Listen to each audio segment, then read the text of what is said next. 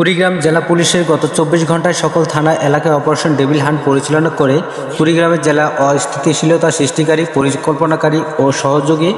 রাজারহাট ৩ নং ওয়ার্ড আওয়ামী লীগের সক্রিয় সদস্য মোহাম্মদ আব্দুল বাতেন, রাজারহাট ১ নং গাড়িয়ালডাঙ্গা ইউনিয়ন যুবলীগের আইন ও ত্রাণ বিষয়ক সম্পাদক মোহাম্মদ শহীদ আলী, অলিপুর আওয়ামী লীগ সমর্থক মোহাম্মদ নাজমুল হুমা রানু,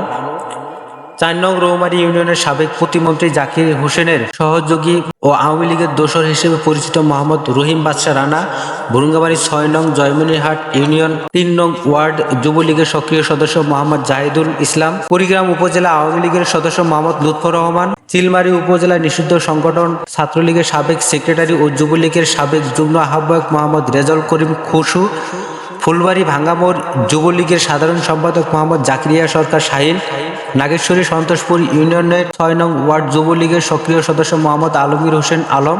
নাগেশ্বরী নেওয়াশী ইউনিয়ন ৮ নং ওয়ার্ড যুবলীগের সাংগঠনিক সম্পাদক মোহাম্মদ মাইদুল ইসলাম ও কচাকাটা কেদার ইউনিয়নের নিষিদ্ধ সংগঠন ছাত্রলীগের সক্রিয় সদস্য মোহাম্মদ হোসেন আলী সহ সর্বমোট ১২ জন ফ্যাসিস্টকে বিভিন্ন মামলামূলে গ্রেপ্তার করেছে কুড়িগ্রাম জেলা পুলিশ। কুড়িগ্রাম জেলা পুলিশের ভারপ্রাপ্ত মিডিয়া অফিসার ও ডিআইও মোহাম্মদ আলমগীর হোসেন বিষয়টি নিশ্চিত করে বলেন, গত ২৪ ঘন্টায় কুড়িগ্রাম জেলার চলমান অপারেশন ডেভিল হান্ট পরিচালনা করে কুড়িগ্রাম জেলায় অস্থিতিশীলতা সৃষ্টিকারী,